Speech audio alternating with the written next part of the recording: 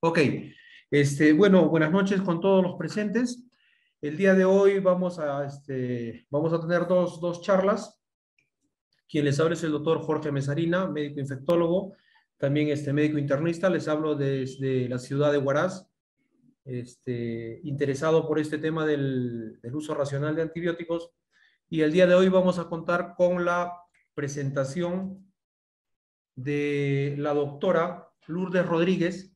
Ella es médico especialista en medicina interna, en medicina de enfermedades infecciosas y tropicales. Tiene una maestría en control de enfermedades infecciosas y tropicales realizadas en la Universidad Peruana Cayetano Heredia, y actualmente trabaja en el hospital, en el Centro Médico Naval Santiago Mayor, cirujano mayor Santiago Tábara. Para mí es un gusto presentar a la doctora. El día de hoy vamos a tener dos temas importantes. Uno de ellos, que es el primero, que es el tema del mapa microbiológico, que considero que es un tema muy importante si es que realmente queremos saber cómo está la situación infecciosa y hacer el muestreo de lo que ocurre en nuestros hospitales. Así como nosotros manejamos el tema epidemiológico para ver el tema comunitario, es importante también saber cómo está el problema de las resistencias, del tipo de gérmenes y de las resistencias que se presentan, porque a veces cometemos no solamente un uso, sino un abuso del uso de los antibióticos, y eso es lo que nos está llevando pues a las altas tasas de resistencia que tenemos, que ya lo estamos viendo con bastante frecuencia en los hospitales grandes de Lima. Sin más preámbulo, voy a dejar en uso de la palabra a la doctora Lourdes Rodríguez, dándole la bienvenida una vez más, doctora. Le cedo la palabra. Muchas gracias, doctora Mesarina. Muy buenas noches a toda la audiencia y agradecer la participación y la respuesta a la convocatoria que se ha hecho a través de SPEIT. Ok, tengo dos encargos para esta noche. Espero poder hacerlo lo más ágil posible para que no se me vayan a dormir en el transcurso de la actividad y poder dejarles realmente las perlas y los mensajes que les sirvan en la etapa de implementación de los programas de uso racional de antibióticos en sus instituciones. Lo que me toca la primera charla, el mapa microbiológico. Déjenme. Ok. Esta es la agenda que tenemos prevista para esta noche. Primero, ¿qué tener en cuenta para una base de datos que nos permita hacer el mapa microbiológico? Luego vamos a conversar un poco sobre el documento que hace unas semanas, menos de 2 o 3 semanas, fue publicado por el grupo dirigido por el doctor Martín Yagui, una iniciativa que me parece muy positiva, y luego la vamos a ver y analizar el documento que nos va a ayudar como herramienta estándar para la elaboración de los mapas microbiológicos. Luego, la identificación de las fallas en los procesos, que es básico para poder tener un mapa microbiológico adecuado, y la importancia de esta información, además, en tiempo real, tanto para el Comité de Infecciones como para los PROA. Y finalmente, compartiré lo que para nosotros como grupo ha significado y consideramos que es importante tener en cuenta en la elaboración de un mapa microbiológico. La primera parte, y sobre todo relacionado a qué es lo que debería yo tener para finalmente contar con una información adecuada, debería ser una autoevaluación de mi institución en relación a mi servicio de microbiología, ¿no?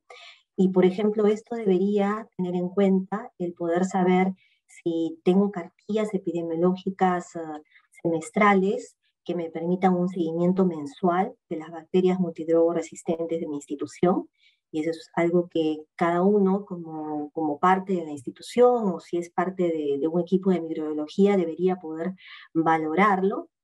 Segundo, ¿qué porcentaje de estafilococo coagulasa negativo tengo en los aislamientos sanguíneos de mi institución? Déjenme poner el puntero. Okay. qué rendimiento de hemocultivos, porque eso me va a decir la calidad del proceso del trabajo que tenemos dentro de nuestro laboratorio institucional, el proceso de toma de muestras desde los servicios, el transporte y registro de la solicitud, realmente está cumpliendo con el 24/7 para que tengamos información adecuada. Se está haciendo una estandarización y una adherencia a los códigos de tipos de muestra y después vamos a ver por qué la importancia de esto.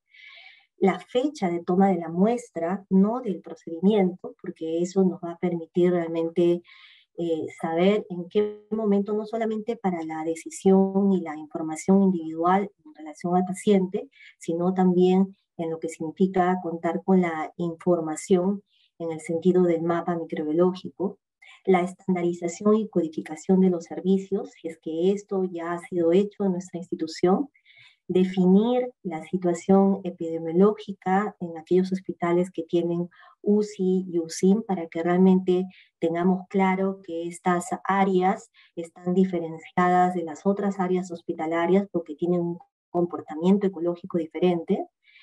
Y si está claro y que además está ya acordado las reglas de supresión y de pie de notas desde el laboratorio de microbiología, pero sobre todo en una coordinación y acuerdo no solamente con el Comité de Infecciones Intrahospitalarias, sino con el equipo que hace prueba, ya sea de manera funcional u orgánica, la implementación de pruebas confirmatorias, eh, tanto para lo que es BLES como para carbapenemasas, en especial por el tema de los bacilos granativos, la exportación que necesitamos tener como institución desde las interfaces, ya sean automatizadas o manual, desde los distintos sistemas que se estén utilizando en nuestros hospitales.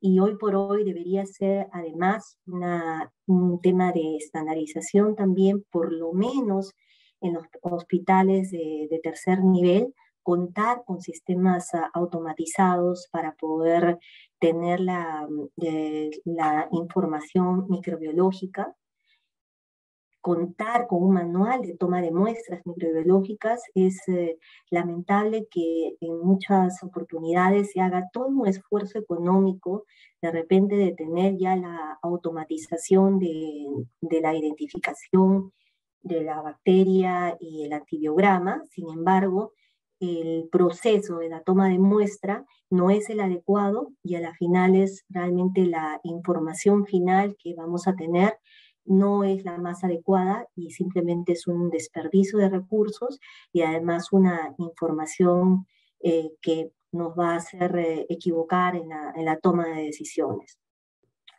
Es importante saber quién toma las muestras, establecer, dependiendo de cada institución, pero las personas que tomen las muestras, ya sea si son de laboratorio o si es el personal asistencial, tiene que estar clara el entrenamiento de este recurso humano para que las muestras realmente sean tomadas de la forma adecuada y en los tiempos adecuados, ¿no? Y por otro lado, la optimización de los tiempos de procesamiento y el reporte de resultados, en especial en las situaciones críticas en donde es eh, valioso y muchas veces ya mandatorio contar con reportes preliminares, más allá incluso del GRAM, para poder tomar decisiones que nos permitan abordar a los pacientes con la terapia más adecuada en el momento agudo. Esta información en relación a los predictores de cultivos positivos me parece muy importante y además debe ser realizada como autocrítica desde cada institución, ya sea desde los laboratorios de microbiología como desde de los equipos asistenciales, ya sea de IAS o ya sea de PROAS. ¿Por qué razón?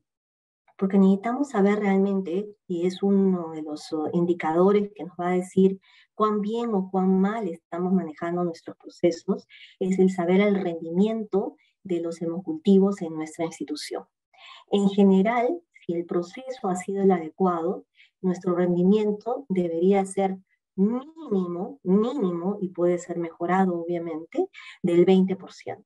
¿Ok? ¿Eso qué significa? Significa que de 100 hemocultivos que yo tome, al menos el 20% debería ser positivo. Si esto es menor, realmente significa que estamos teniendo una falla en el proceso. Y esto hay que identificarlo para poderlo corregir.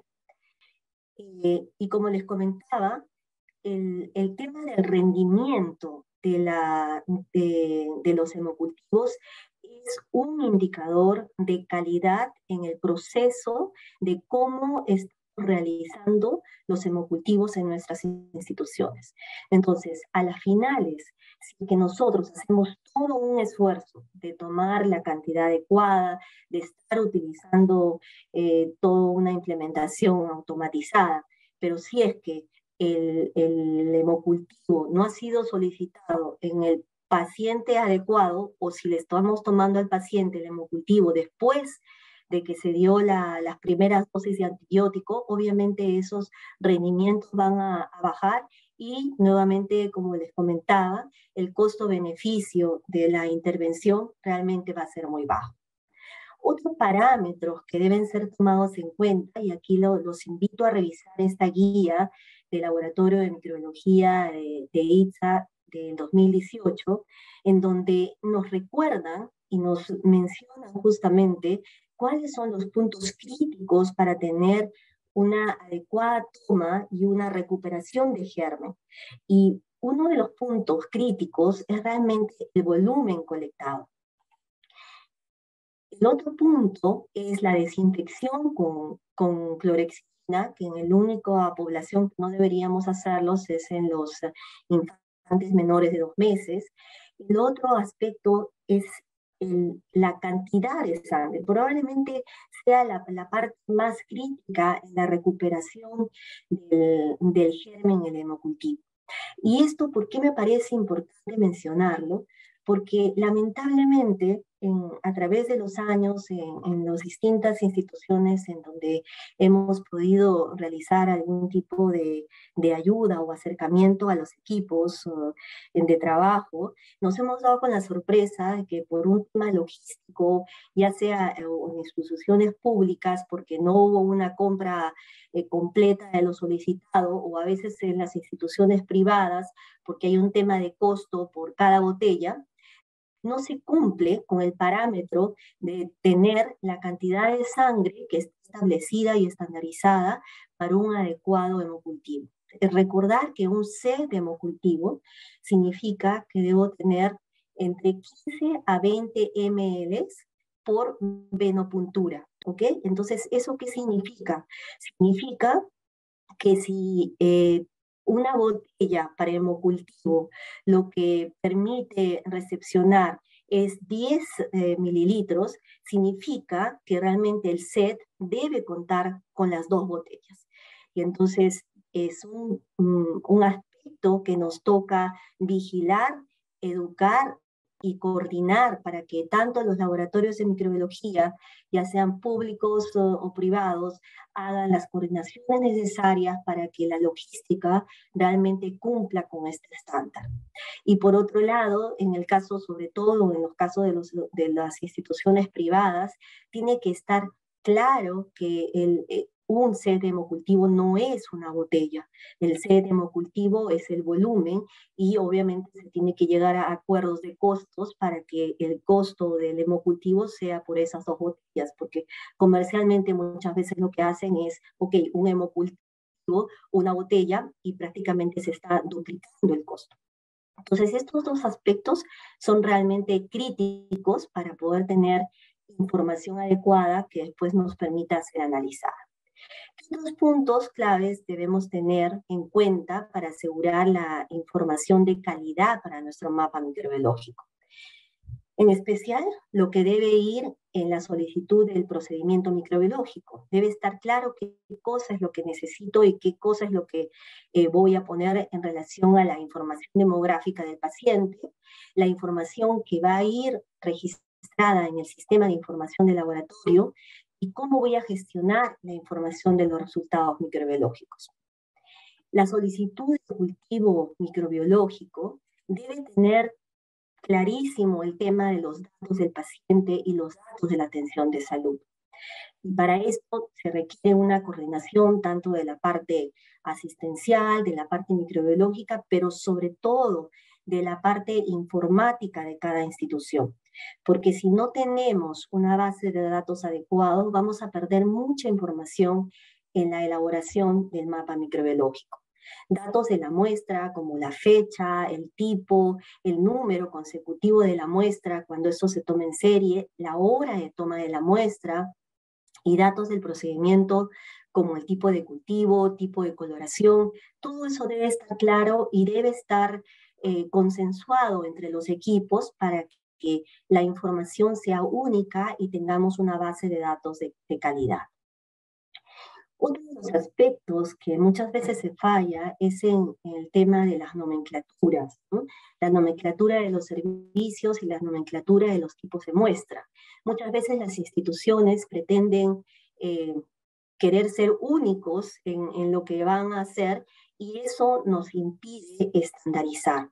Y eso es uno de los aspectos que además felicito en la iniciativa del documento que luego les voy a compartir, en que justamente tiene como objetivo la estandarización de todos estos parámetros que permita realmente progresivamente tener información uniforme a través de las instituciones.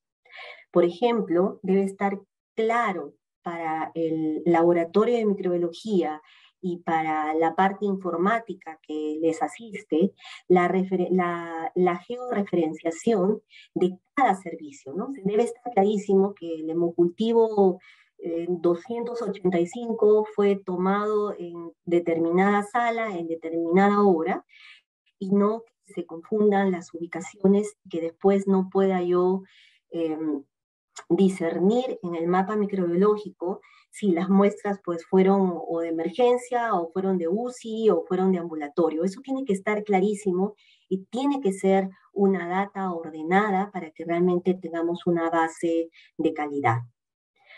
Ok, ahora quiero comentarles un poco sobre este documento que les hablé al inicio, que se ha elaborado a través de un equipo, como les mencionaba, liderado por el doctor Yagi, revisado por médicos de varias instituciones, y felicito realmente esta iniciativa porque pienso que esto va a ayudar a la estandarización de la información. Este documento lo van a poder encontrar a través del link que comparto en la presentación. Y en este documento, además de aspectos generales como la definición de lo que es un mapa microbiológico, que lo que pretende es justamente brindar información sistematizada de tal forma de que uno pueda, además de tener una información global, poder analizar lo que está sucediendo, ya sea en tiempo real o de manera temporal a lo largo de las evaluaciones que se hacen usando esta herramienta. ¿Y para qué usamos el mapa microbiológico? Pues para monitorear la tendencia de los microorganismos. Va a ser la fuente de la elaboración de las guías de práctica clínica en las instituciones, la fuente para evaluación de intervenciones. También nos va a servir para evaluar las intervenciones de contención, para detectar la emergencia, reemergencia de los patógenos con perfiles de resistencia atípicos o inusuales, y por supuesto nos va a servir para la mejora de procesos como, por ejemplo, evaluar la calidad de la toma de muestras que les mencionaba en un inicio, que debería ser nuestra autocrítica y nuestra autoevaluación como institución, viendo, por ejemplo, el nivel de contaminación de los hemocultivos. Nos debería además servir para la programación eficiente de compra de insumos de laboratorio y antimicrobianos. ¿Qué condiciones necesarias para elaborar el mapa microbiológico contempla el documento? Pues la participación en un programa de evaluación externa de calidad, eso es básico. Recomiendan el uso de HUNET como herramienta para la gestión de datos microbiológicos.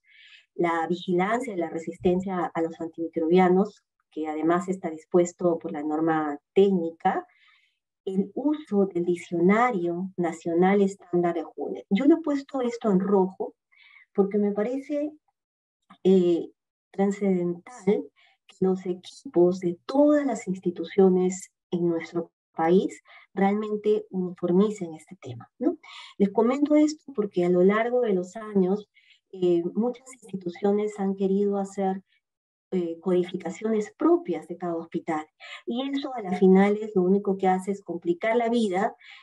Uno, porque impide que se puedan alinear a los estándares de Junet y por otro lado impide también que se puedan comparar con otras instituciones. Y realmente una forma de facilitarnos la vida es utilizar el Diccionario Nacional Estándar de Junet. Eso realmente alivia mucho la elaboración de la data y de la base de datos para la elaboración de los mapas. Debe existir una estrecha comunicación y colaboración entre los equipos técnicos de la parte microbiológica, epidemio, del equipo de IAS y obviamente del equipo de PROA, ¿no? Y además que los gestores del hospital estén sensibilizados sobre la importancia de contar con el mapa microbiológico para luego poder tener un uso adecuado de antimicrobianos y una contención de la resistencia. ¿Qué factores menciona además el documento a considerar en la elaboración de un mapa?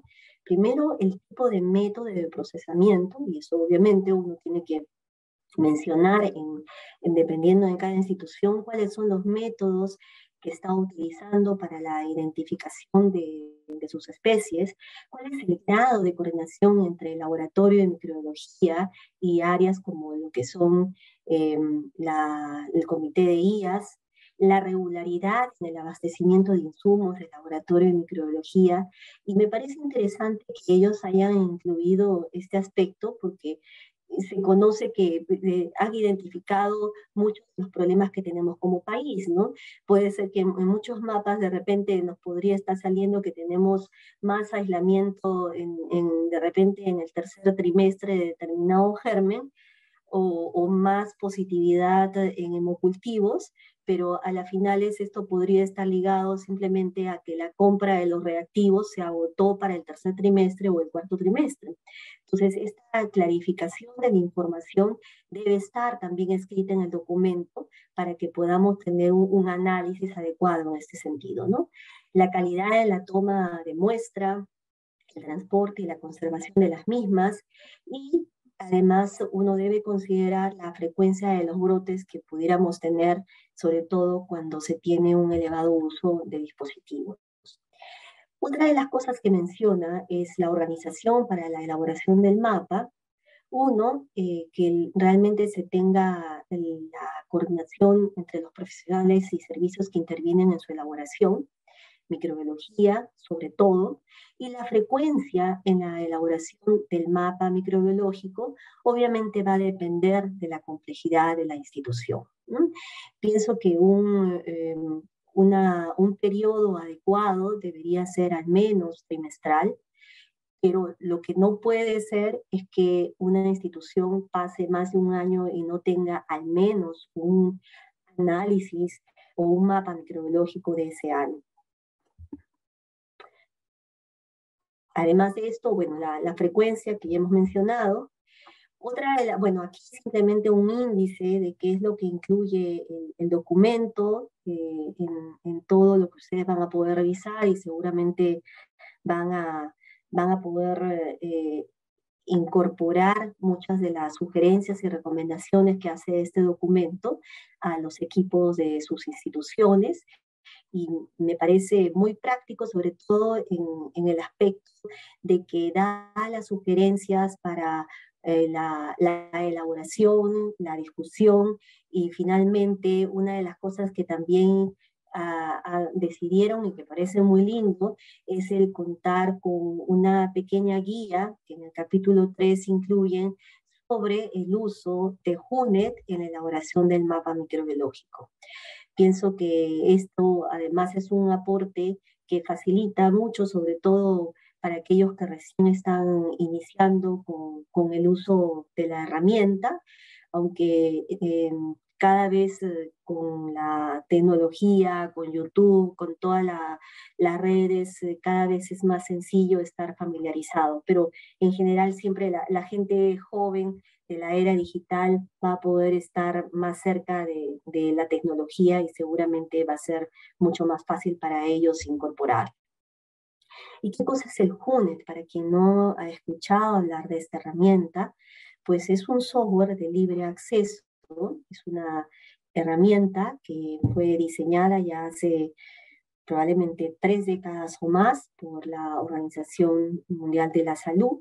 Ha tenido varias versiones, la actual es la 5.6, y una de las cosas que integra, además de poder estandarizar la información utilizando, dependiendo de lo que uno decida analizar, con información de valores de resistencia de CLCI, que es una institución privada norteamericana a la que usualmente en Latinoamérica nos alineamos, pero uno también puede escoger en este mismo software tener los puntos de corte para resistencia o susceptibilidad de leucas. ¿Y cuál es el objetivo de la herramienta? Pues mejorar justamente el uso local de los datos de laboratorio, ¿no?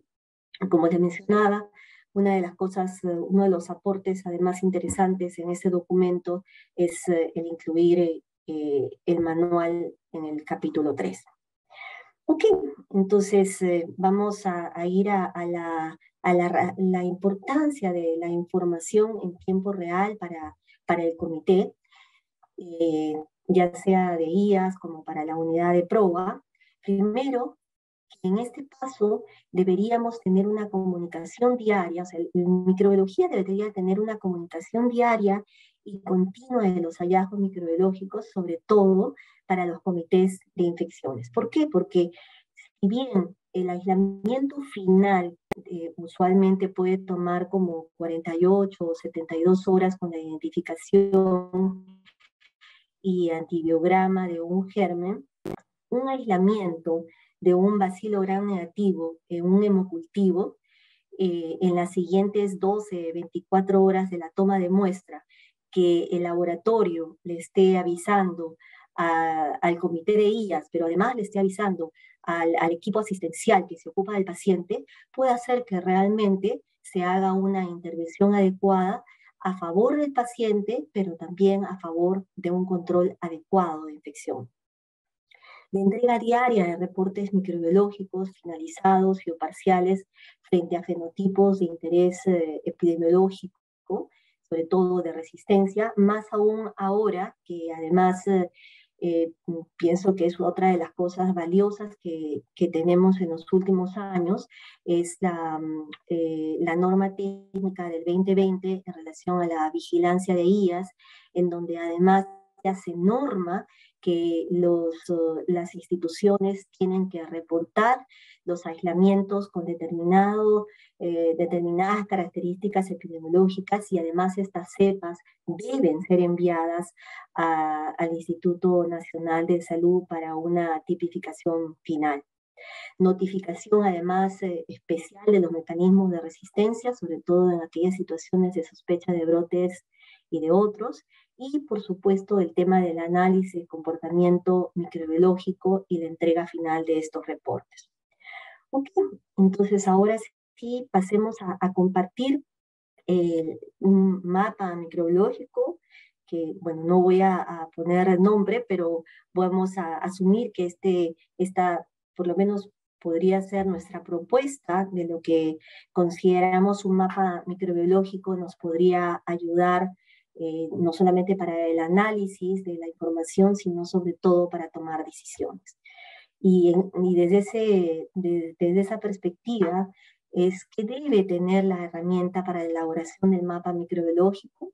Uno, la rapidez en la elaboración del análisis, para lo que obviamente necesitamos tener una base de datos adecuada. Si no la tenemos, no vamos a poder construir o extraer la información que necesitamos.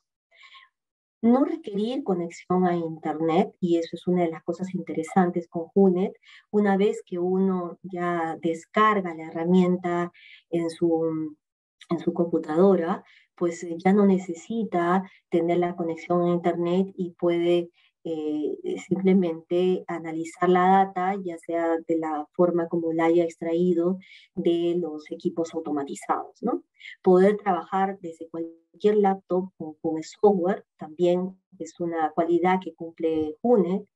Controlar cultivos repetidos y de screening, eso es súper importante porque pues una de las cosas que va a suceder es que si tenemos un paciente con bacteremia, puede ser que esa bacteremia, justamente el aislamiento va a salir pues como 3 o 4 veces en las tomas de hemocultivo, y yo no puedo estar considerando estas 3 o 4 veces de hemocultivos positivos como si fueran realmente 3 o 4 episodios. Entonces, esa posibilidad de tener en cuenta el primer cultivo positivo es algo que debería permitirnos realizar el software.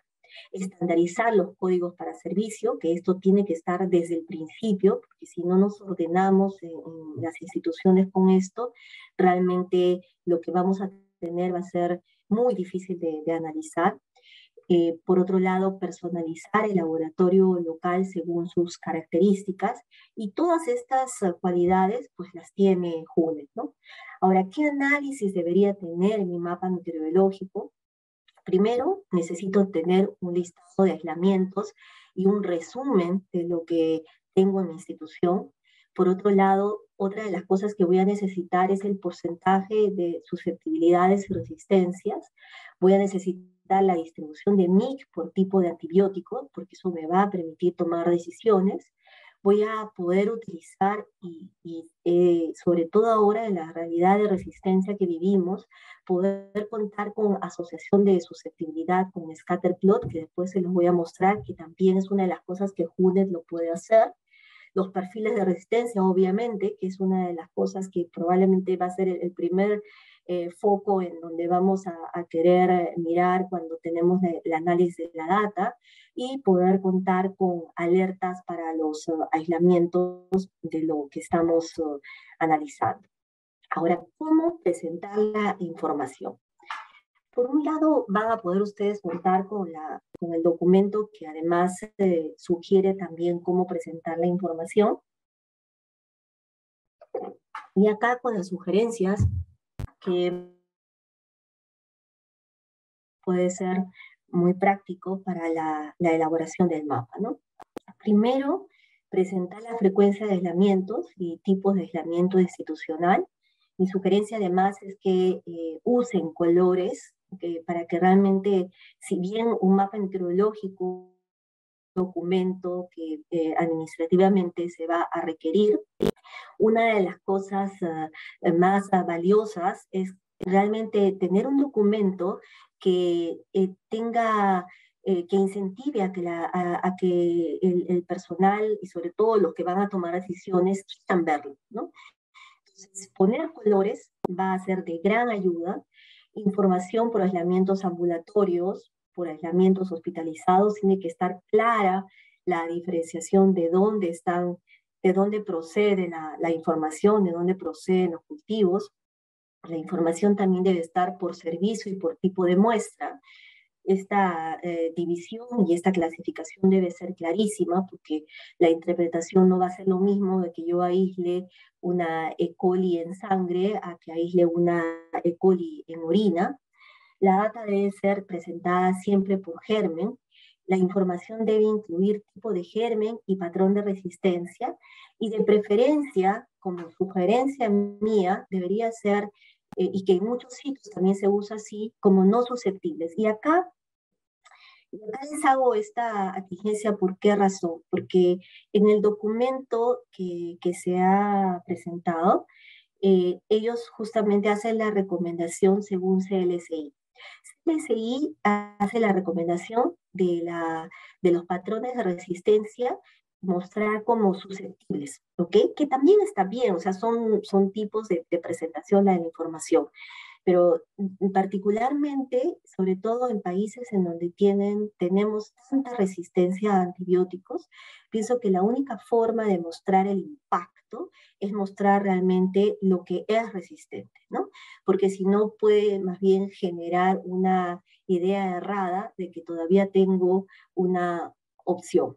Entonces, desde ese punto de vista, sí, ahí mi sugerencia es que se debería presentar como no susceptibles y obviamente en el grupo de no susceptibles se debe incluir a los grupos que aparecen como intermedios. Los intermedios nunca deben aparecer como susceptibles, ¿ok? Ahora, como les mencionaba, CLSI hace la recomendación de mostrar mapas como susceptibilidad de manera prioritaria, pero pienso también que CLSI, como les mencionaba, es una institución que está en Estados Unidos con una realidad diferente, ¿no? Pero bueno, es un tema discutible, pero particularmente pienso que esa podría ser una forma, ¿ok? Y obviamente debe haber una valoración del análisis de la susceptibilidad combinada para poder definir eh, sinergia en algunas situaciones que sea requerida. ¿Ok? Entonces acá tenemos algunos ejemplos. El reporte del mapa microbiológico, como les decía, colores, pienso que los colores son muy importantes para que realmente llame a la vista y genere impacto en quien lo ve. Lo que sí más bien uno tiene que escoger el color para un germen y siempre ser el mismo color para ese germen. Recordar también que los reportes para el mapa microbiológico, el N siempre debe estar de 30 para arriba, por menos de 30 N no podríamos dar conclusiones. Y acá justamente les muestro algunas situaciones en las que tendría que ser observada, pero claro, este es un análisis que es de un trimestre. Si lo juntamos en un tiempo de un año, de repente podrían ser ya más de 30 aislamientos y nos permite tener una información más válida. Y acá, por ejemplo, lo que les mencionaba, ¿no? Porcentaje de no susceptibles, por ejemplo, en el caso de aislamientos de E. coli en cultivos de pacientes que no se encontraban en la UCI, el nombre de los antibióticos, el número de los aislamientos y los porcentajes de resistencia al antibiótico que mostramos aquí. Otra forma de mostrar la distribución de microbiología, las salas, y además poder contar con una temporalización en relación a los aislamientos y el comportamiento microbiológico por los tipos de muestras más frecuentes. Y como les mencionaba también, de nuevo, el tema de tener colores que por un lado me identifiquen el germen, pero por otro lado impacten la visibilidad para el que va a ver la información, ¿no? Pues es más fácil que vean una imagen y se den cuenta de lo que está pasando versus a que se lean un documento de 25 o 30 páginas que no lo van a hacer. Otra de los cuadros que necesitamos tener es el perfil de la resistencia antimicrobiana, en donde este cuadro, por ejemplo, que son de muestras de origen urinario, esta es la forma como puedo tener la información desde HUNET, dependiendo de la configuración que yo haga. Y voy a poder contar con el N, voy a poder contar con los porcentajes y voy a además tener el porcentaje de no susceptibles o de resistencia, según lo que querramos definir. Muestras de secreción en piel y tejidos blandos. Y acá otro parámetro que me gusta mucho, además de, bueno, este parámetro 1 que solamente se puede utilizar cuando estamos trabajando con información de equipos automatizados, que me van a dar la información de la concentración inhibitoria mínima, y lo que me va a permitir ver es realmente el porcentaje de bacterias que voy a tener en determinado MIC. Entonces, por ejemplo, ¿cómo me puede servir esta información para la toma de decisiones? Significa que la bacteria, que acá imaginémonos que es un estafilococo aureus, la información acá nos está diciendo que el mayor porcentaje de ese estafilococo aureus, es decir, el 85% de las cepas, se encuentran con una concentración inhibitoria mínima de 1. Entonces, ¿eso qué significa? Significa que empíricamente yo podría tener un éxito importante en esa institución si yo estoy pensando un estafilococo aureus a nivel de una bacteremia y estoy utilizando este antibiótico. Pero si, por ejemplo, esta línea estuviera a este nivel y se moviera, y tuviéramos un mayor porcentaje de los aislamientos mayor a lo que es la concentración inhibitoria mínima, significaría que en esa institución empíricamente las posibilidades de fallar a la terapia que estamos definiendo van a ser altas de poder fracasar. Por ejemplo, también podríamos tener aislamientos micóticos en el tiempo, también utilizando la HUNET. Y acá el mismo principio, pero por ejemplo para imipenes, ¿no? Pero acá, por ejemplo, mostrando para el caso de pseudomonas, en este caso, que tenemos, lo que nos está diciendo acá es que tenemos un porcentaje prácticamente del 50% de las pseudomonas que tienen una concentración inhibitoria mínima de 16 y sobrepasan el tema de resistencia. ¿Y esto por qué es importante? Por ejemplo, una de las cosas que se puso muy en boga, probablemente ya pienso que ya son 2 décadas, el poder utilizar, en vez, no para el caso de imipenem, pero sí para el caso de meropenem, utilizar 2 gramos cada 8 versus 1 gramo cada 8 con el objetivo de superar la SIM, ese parámetro, si tenemos esta información, y acá nos imaginemos que esto en vez de imipenem es meropenem, ese parámetro no sería válido si nosotros tenemos esta información para nuestra institución, porque para que nosotros tengamos, para que nuestra terapia de duplicar el meropenem a 2 gramos, tendríamos que tener un SIM realmente que no supere el 8 para meropenem. Entonces, si esta fuera la realidad en la institución para meropenem, aunque nosotros le estemos aumentando la dosis, realmente es simplemente un desperdicio de recursos porque no va a cumplir con en la mayoría de los pacientes en los que usemos, no va a superar la SIM según lo que podemos ver en esa institución. Bueno, acá un poco más de lo mismo, pero este es ya para fecalis. Este es un reporte acumulado, como también lo podemos presentar, y obviamente una de las cosas que tenemos que poner acá es el tipo de muestra, o podemos hacer un acumulado que simplemente me va a decir cómo es las características de los gérmenes más frecuentes y cuál es su porcentaje de no susceptibilidad o de resistencia, ¿no? Pero como ven, por lo menos en los cuadros que les he mostrado, nosotros preferimos realmente mostrarlo con el tema de resistencia para generar el impacto del que he mencionado.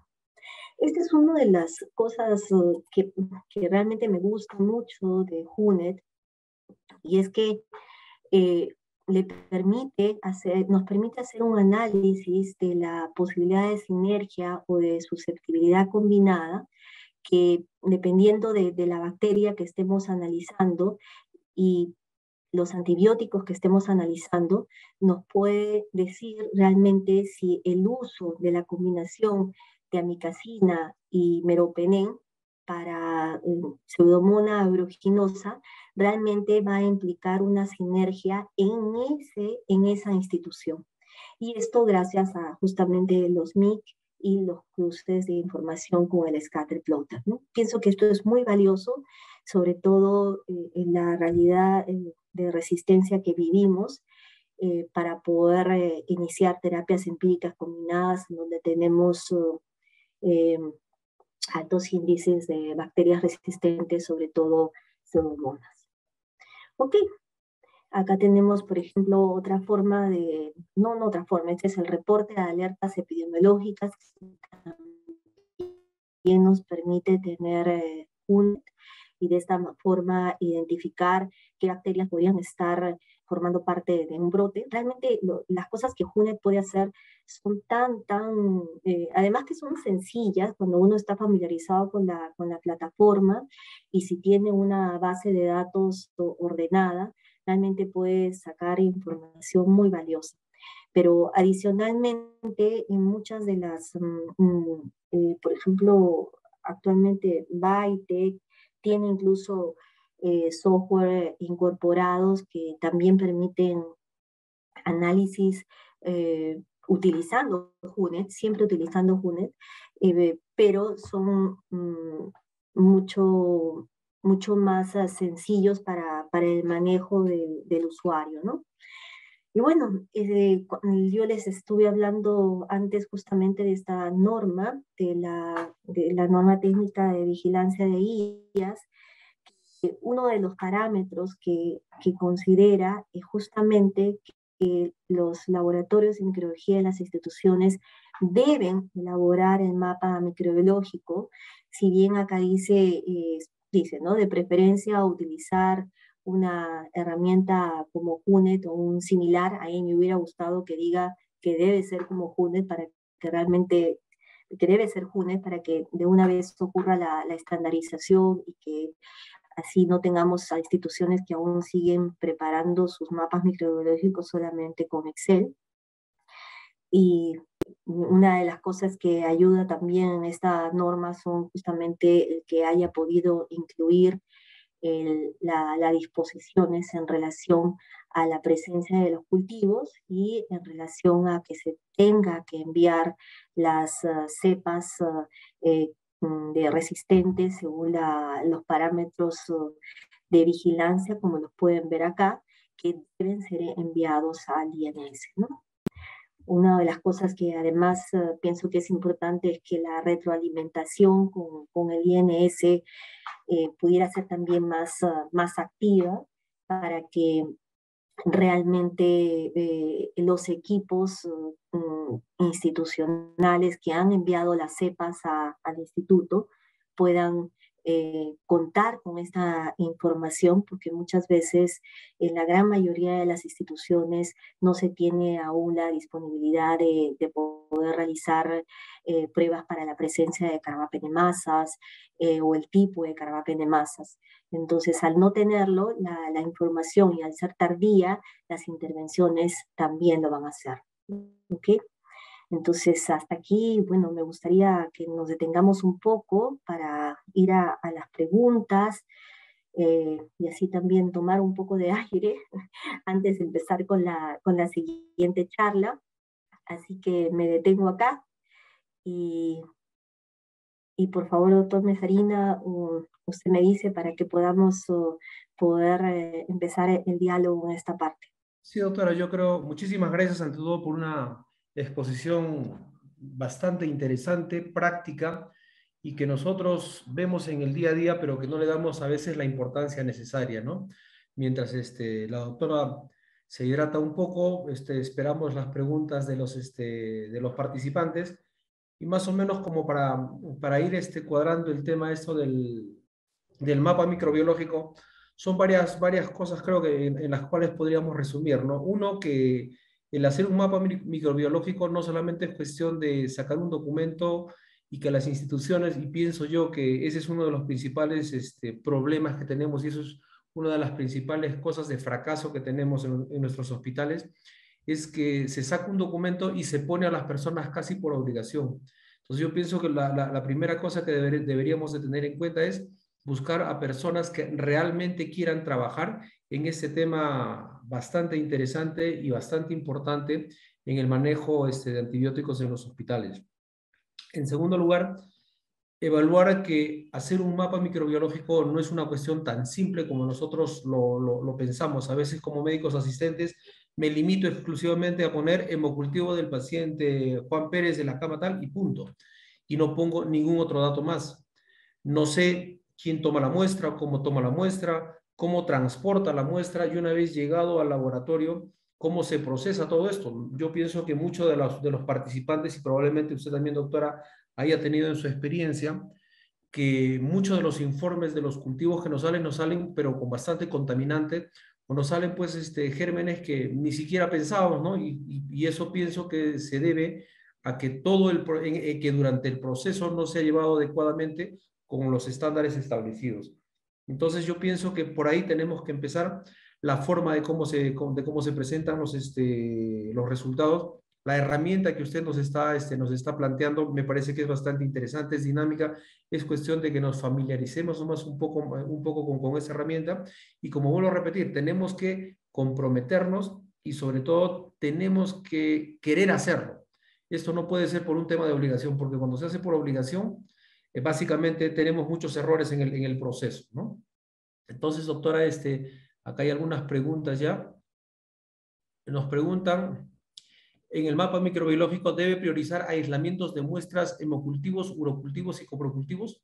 O sea, nos piden si es que en los mapas microbiológicos lo que debemos de priorizar son las muestras de hemo, uro y coprocultivos.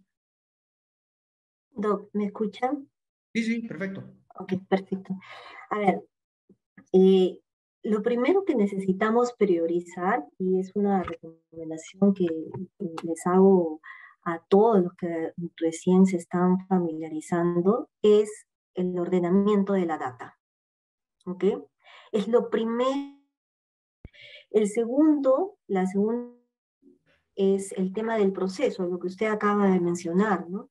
Entonces, y es una de las cosas que a mí bueno, no me llamó la atención, sino que era algo que más bien ya lo veía de manera repetidas en muchas instituciones, es la tasa de contaminación que se ve en los hemocultivos, por ejemplo, ¿no?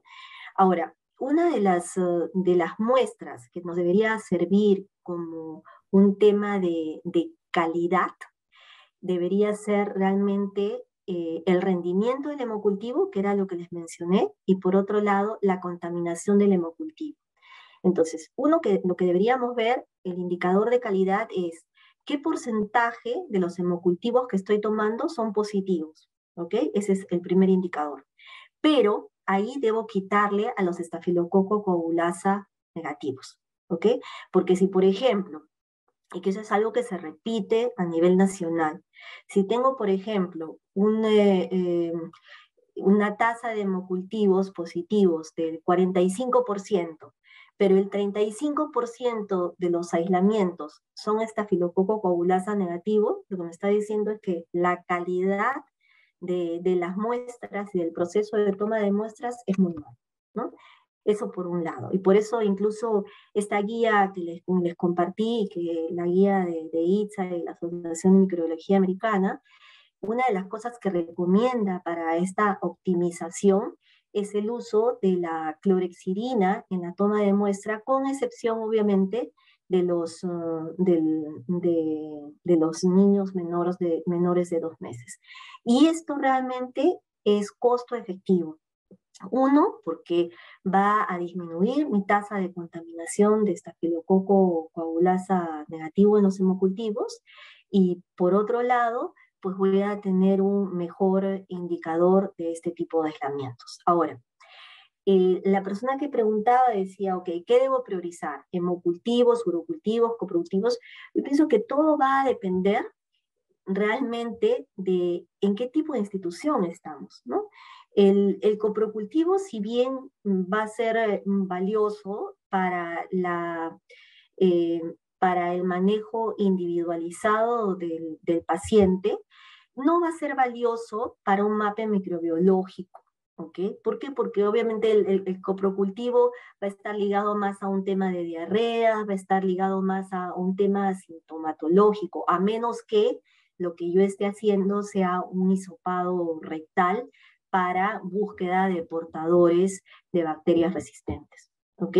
Entonces, de hecho, ahí el coprocultivo no va a estar en la priorización. ¿Es una información relevante? Sí, pero lo que yo debería priorizar en mi mapa microbiológico son aquellas muestras que naturalmente deberían ser estériles. ¿Y quiénes son? Sangre y orina. Y obviamente en ambas muestras lo que debería yo asegurar es cómo está siendo mi proceso de toma de muestra. Si el hemocultivo está realmente teniendo en cuenta el volumen de muestra que es requerido para el adulto.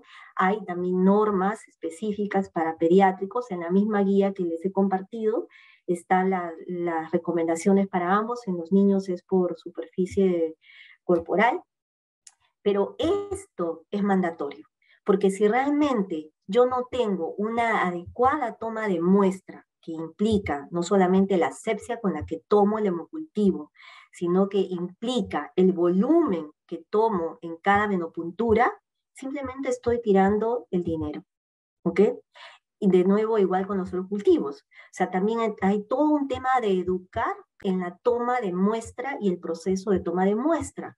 No saben lo terrible que es, y imagino que todos ustedes lo han gozado, que les hagan una interconsulta por realmente pacientes que están con una bacteria súper resistente y cuando uno va a ver cómo le tomaron la muestra, son pacientes que tienen sondas vesical años, no tienen ni fiebre y de dónde tomaron la muestra de la sonda vesical. Entonces, hay todo un tema de proceso, de estandarización que corregir y si fuéramos capaces realmente de analizar los costos de lo que se desperdicia en estos procesos inadecuados, probablemente con ese ahorro todos los hospitales en el país tendrían automatizado. Ok, doctora, tenemos otra pregunta. Nos preguntan, bueno, le hacen la pregunta si es que se puede elaborar una distribución de susceptibilidad para disco de difusión o solo aplica para MIC. Imagino que se está refiriendo a Junet, ¿verdad? Eh, sí se puede hacer, pero claro, es más trabajoso porque el Junet te permite hacer una inclusión de la data de manera manual, ¿ok? Entonces uno lo que va a hacer es poner susceptible, resistente, y sí, también lo puede poner en Junet, ¿no? Pero la idea es que realmente en la cantidad de muestras, sobre todo que se trabaja en hospitales de más de 100 camas, todo esto ya debería ser un tema de automatización. Ok, doctora, hay otra pregunta más o menos en relación a, dice, si no llegamos a tener un número mínimo de 30 cultivos, ¿no se realiza el mapa microbiológico para un servicio en especial y se deja sin conocerse esos datos? Ya, primero, a ver, si bien como mapa microbiológico para la elaboración de un documento debería tener al menos 30, obviamente si es una institución pequeña y esos son los que hay, pues los presento como tal y tengo que poner mi limitación, ¿no? Ahora, una de las cosas que no quiero que se me pase, porque he visto el comentario que ha hecho el doctor Candela, que además me parece súper importante y sobre todo la visión, es una visión de pediatra que obviamente no, me parece súper importante, es lo que menciona él ahí, ¿no? La vigilancia de Salmonella y Shigella en los coprocultivos, ¿ok? Eso me parece valioso y recalcarlo lo que acaba de mencionar el doctor Candela, ¿no? Más allá de lo que yo tenga que priorizar como el tema institucional. Pero además, creo que también es importante mencionar a lo que acaba de decir el doctor Candela. Claro, este tema de la presencia de la Shigella y Salmonella usualmente van a ser problemas eh, más ambulatorios que intrahospitalarios. ¿Ok? Pero es importante tenerla en cuenta y la perspectiva debe ir por ahí. Ok, doctora. Otra pregunta. Siendo Campylobacter un agente que está asociado a Guillain-Barré y cuya resistencia a fluoroquinolonas y macrólidos está en aumento, ¿por qué no está considerado en el mapa microbiológico? Bueno, en el mapa microbiológico van a estar consideradas todas las bacterias que aislemos. Nadie está excluyendo las bacterias, nadie está excluyendo el Campylobacter. Si el Campylobacter aparece en el aislamiento, lo tenemos que incluir. Recuerden que el mapa microbiológico lo que me informa son las bacterias que yo aíslo en mi proceso institucional microbiológico. Si tengo Campylobacter en mi hospital y lo aíslo, obviamente lo tengo que poner. Nadie está excluyendo al Campylobacter, o sea, no se excluye, si no se excluye ni siquiera los hongos, es la capacidad que yo tenga del aislamiento y en la medida que yo tenga ese aislamiento, lo tengo que poner. Ok. Hay otra pregunta un poco en relación a lo que mencioné hace un momento. En el caso de los hemocultivos, ¿cómo considerar un frasco positivo de 2 cuando se aísla estafilococo coagulasa negativo? ¿Se debe considerar en el 20%? ¿Cómo hacer la selección correcta? Ya, por eso es tan importante el proceso, ¿no? El proceso significa, primero, cómo ha sido tomado ese hemocultivo, ¿ok? Uno. Dos, ha sido tomado de una venopuntura y han sido de 15 a 20 ml, es la primera pregunta, ¿ok? Ahora, si en esos 15 a 20 ml, es decir, asumiendo que se ha tomado con la asepsia correcta, se ha tomado con la venopuntura correcta y se ha tomado en el volumen correcto, el aislamiento de ese estafilococo o coagulasa negativo, la interpretación individual va a estar ligada a la clínica en relación al paciente. La interpretación en el tema de proceso es diferente, ¿ok? En el tema de proceso, ¿por qué va a ser diferente? Porque recuerden que para el análisis del mapa microbiológico, yo voy a tener en cuenta solo uno de los aislamientos, ¿ok? Entonces, si tengo una que al paciente se le han tomado 3 hemocultivos, 3, y de los 3 sets hemocultivos, los 3 sets salieron positivos, en la base de datos, lo única que voy a considerar es el primer aislamiento, ¿ok? Es un tema más bien de frecuencias y de estadística finalmente.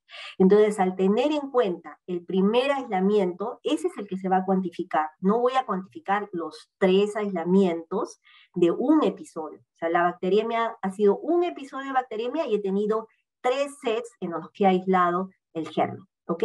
Entonces, la interpretación de mapa es diferente a la interpretación de paciente y tengo que analizarla en ese contexto.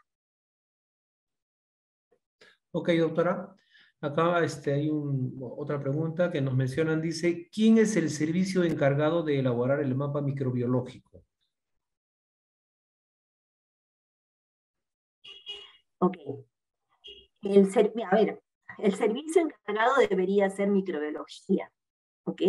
Ahora, y en el documento que se ha publicado recientemente, eh, así, el servicio de microbiología es el que tiene que empoderarse en realizar su mapa microbiológico, obviamente siempre en coordinación con los equipos asistenciales que están vinculados con el área de epidemiología, con el área de infecciones intrahospitalarias, con el área de PROA. ¿Por qué razón? Y era lo que les mencionaba, ¿no? Porque, por ejemplo, si se define supresión de resistencias para evitar decisiones que pudieran ser erradas. Por ejemplo, te voy a dar un ejemplo muy grueso, pero que pienso que nos puede hacer notar esta necesidad, ¿no? Tiene que estar claro, por ejemplo, que los urocultivos, por más que el sistema me dé una susceptibilidad para tigecyclina, no puede ser reportado. ¿Ok? Entonces, ¿por qué? Porque la tigecyclina no tiene ningún rol en orina. Entonces, esa coordinación tiene que estar clara para el microbiólogo, para el epidemiólogo, para el infectólogo, para el tema asistencial, pero sobre todo para quienes son IAS y PROA. Entonces, ese reporte de susceptibilidad ni siquiera puede existir, por más que obviamente que la tigecyclina sea susceptible una E. coli a esta droga. Pero si es en orina, no lo debería ni siquiera considerar. ¿Ok? ¿Por qué? Porque eso a las finales me va a llevar a interpretaciones cerradas, sobre todo para las decisiones terapéuticas. Ok, Una, doctor. solo también, mira, perdona, doctor, que justo también una de las cosas que menciona el doctor candela y que es importante tenerla en cuenta, ¿no? Que menciona justamente que el Campylobacter es la causa más frecuente de diarrea con sangre en niños en Breña, ¿no? Es interesante de cada hospital. Las bacterias pueden ser más relevantes que otras, ¿no? Por ejemplo, si estamos en un hospital de trasplante, vamos a tener otro tipo de características, o va a tener sus peculiaridades dependiendo de cada institución, ¿no? Ok, doctora. Preguntan si es que solo una vez al año se debe hacer este mapa microbiológico. No, bueno, y yo les había mencionado, ¿no? La idea, lo ideal debería, bueno, si uno tuviera la posibilidad de hacerlo mensual, sería, pienso, lo ideal, ¿no? Pero pienso que al menos debería ser trimestral.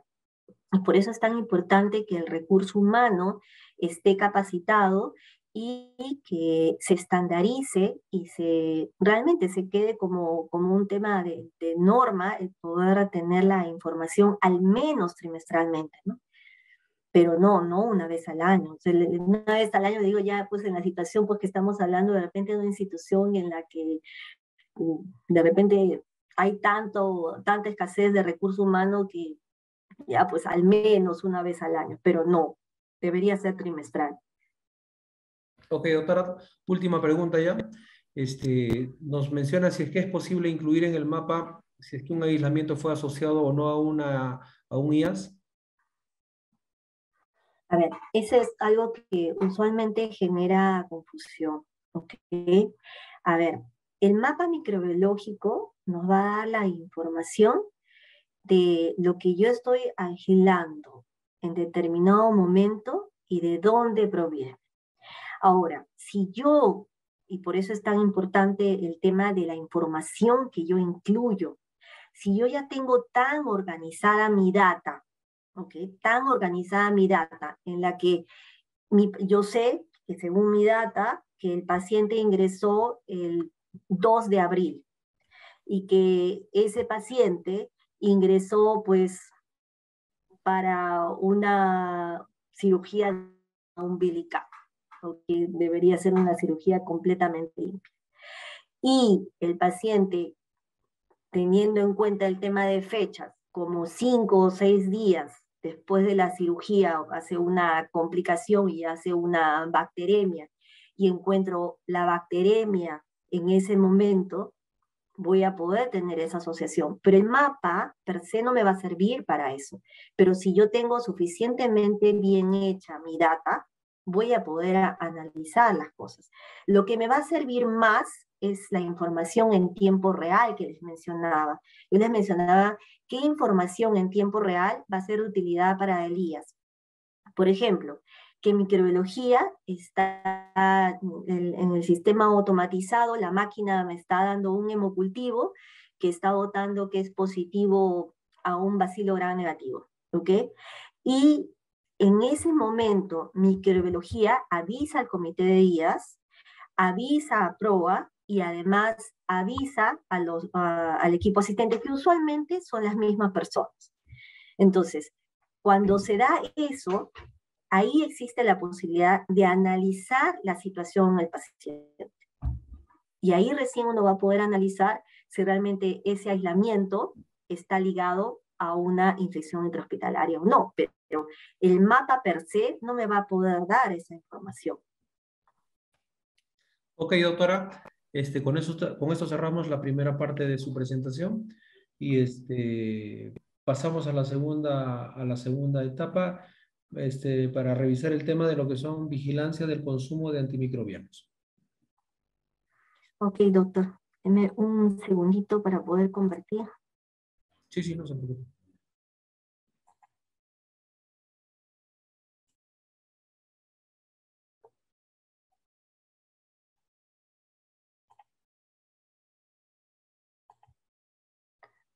Ok, espero que ya se pueda ver.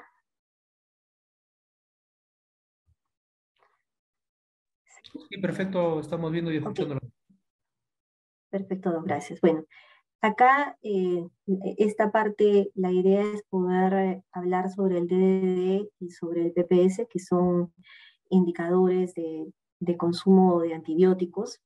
Y una de las cosas que necesitamos recordar es que lo que no podemos medir, tampoco podemos mejorar, ¿no? Y en esta parte lo que vamos a ver de manera panorámica también, antes de que se me duerma, es realmente la definición de indicadores, qué cosa es un DDD y qué cosa es el PPS. Recordarles que los indicadores van a ser, la definición como tal, va a ser el, el dato que se espera reflejar el estado de una situación o de algún aspecto particular en un espacio y un momento determinados, ¿no? Y la calidad de un indicador va a depender de la calidad de sus componentes, ¿no? Y esto, a su vez, necesitamos tener calidad de los sistemas o fuentes de información. ¿Cuáles van a ser las características de un indicador para que realmente nos sirva? Uno, que sea fiable y que sea válido como instrumento de medición, que va a requerir una estandarización desde la concepción o construcción del indicador. Y que obviamente se va a reflejar en las fichas técnicas o en la forma como yo voy a medir este indicador.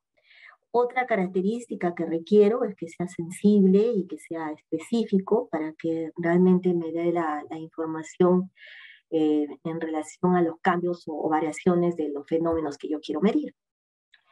En relación al análisis de los indicadores, pues yo necesito ajustes que van a estar ligados a riesgo o gravedad. Necesito tener una meta en relación a lo que quiero lograr con ese indicador, o sea, qué es lo que quiero cambiar. Necesito además tener una línea de base, porque si no, no voy a poder comparar. Necesito tener niveles, debe tener un valor ese indicador para que realmente pueda cumplir sus objetivos. Debo tener, debe ser posible referenciarlo, es decir, para que yo pueda compararlo, ya sea internamente o externa. Y obviamente el tema de la bibliografía que me permita saber que otros lugares lo pueden utilizar, o que yo me puedo comparar con ese parámetro, ¿no? Y por supuesto un programa de control de antimicrobianos sin medición no es un programa de control de antimicrobianos.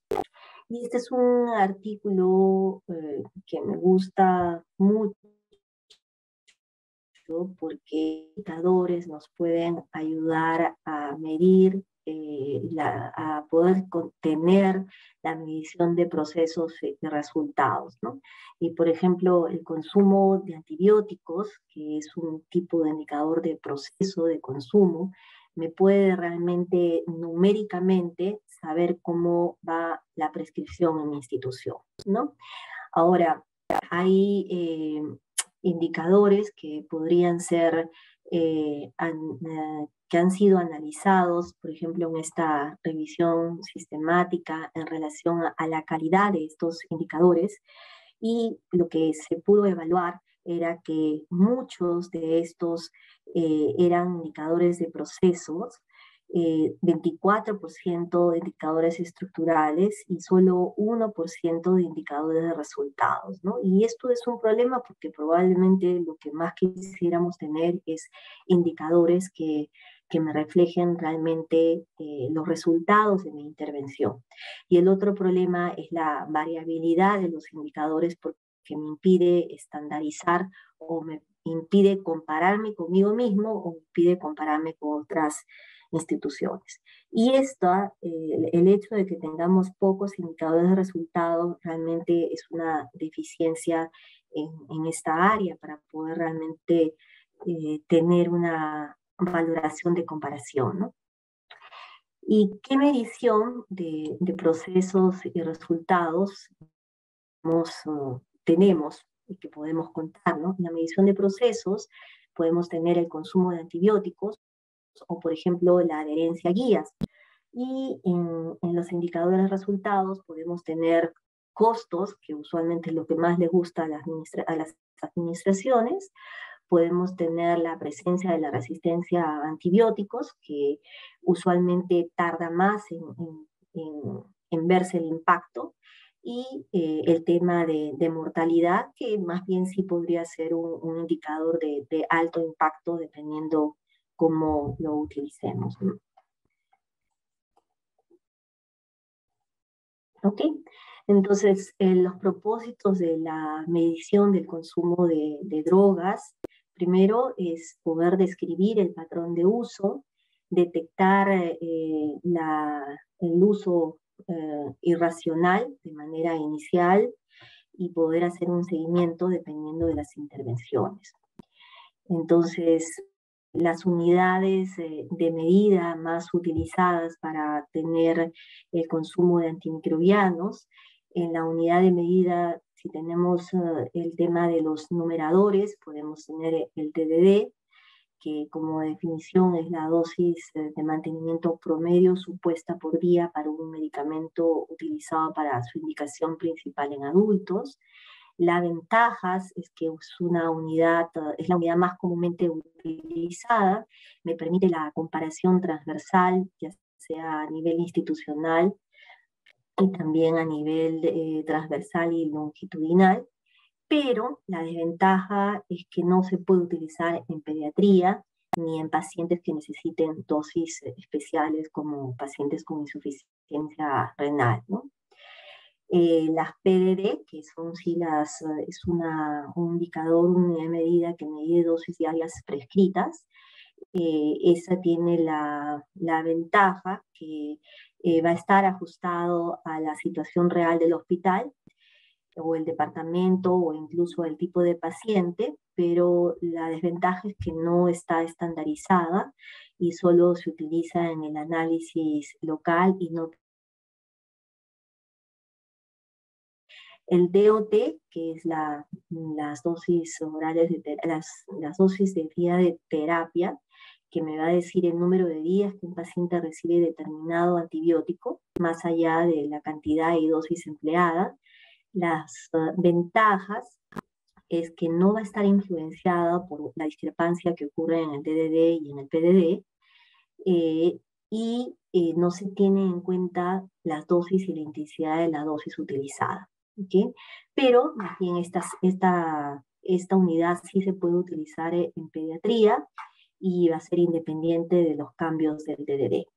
Y en el caso de los denominadores, pues va a depender, porque se puede utilizar como tasa, dependiendo si voy a utilizar camas ya ocupadas o las admisiones o altas. Y eso va a depender realmente de lo que queramos analizar y también del impacto que queramos tener al presentar la información. La dosis diaria definida es para cada fármaco y es la dosis media diaria que se le atribuye al fármaco cuando se acción principal. Es una unidad técnica internacional que a la finales nos va a servir como consumo de antibióticos, pero el DDD existe para absolutamente todas las drogas que existen aprobadas en el mundo, ¿no? Y quien se encarga de definir estas unidades es esta organización, que es la Anatomical Therapeutic Chemical Classification System, y esta lo que hace es facilitar justamente la comparación de los datos de la utilización de los medicamentos en los diferentes países y en diferentes periodos de tiempo, ¿no? Para esto es esencial saber qué códigos de ATC y DDD se utilizan.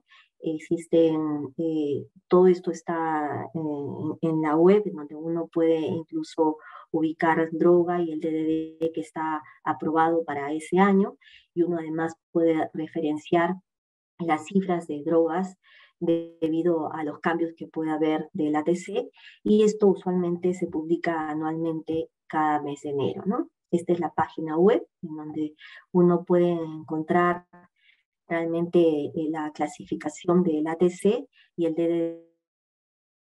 Según el código, todas las drogas están clasificadas acá, desde antihipertensivos hasta justamente antimicrobianos, que es lo que nos interesa a nosotros. Esta es una institución que es el Instituto Noruego, quienes realizan esto y se ocupan de la definición y sobre todo de podernos brindar el DDD y la actualización de los ATC anualmente, ¿no? Y qué es lo que numéricamente nos permite visualizar la dosis diaria definida para vigilar el consumo.